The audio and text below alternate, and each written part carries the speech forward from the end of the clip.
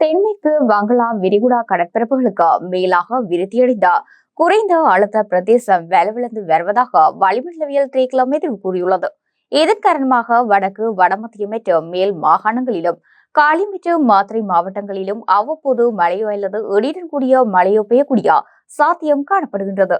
வடக்கு மாகாணத்தில் சில இடங்களில் 50 மில்லிமீட்டர் அளவான பலத்த மழை வீழ்ச்சி எதிர்பார்க்கப்படுகின்றது. நாட்டின் ஏனைய பிரதேசங்களில் பல இடங்களில் மாலை அல்லது இரவில் மழையோ அல்லது இடியுடன் கூடிய மழையோ பெய்யக்கூடிய சாத்தியம் காணப்படுகின்றது. ஊவா மாகாணத்தில் சில இடங்களில் 75 மில்லிமீட்டர் அளவான ஓரளவு பலத்த மழை வீழ்ச்சி எதிர்பார்க்கப்படுகின்றது. மத்திய சப்ரகமுவா தென் மற்றும் ஊவா மாகாணங்களில் காலை வேளையில் பனிமூட்டமான நிலை காணப்படும் என எதிர்பார்க்கப்படுகின்றது. இடியுடன் கூடிய மழை பெய்யும் வேளைகளில் அப்பிரதேசங்களில் தற்காலிகமாக பலத்த காற்று வீசக்கூடும். மின்னல் தாக்கினால் ஏற்படக்கூடிய பாதிப்புகளை குறைத்துக் கொள்ள தேவையான முன்னெச்சரிக்கை நடவடிக்கைகளை எடுத்துக் கொள்ளுமாறு பொதுமக்கள் அறிவுறுத்தப்படுகின்றார்கள்.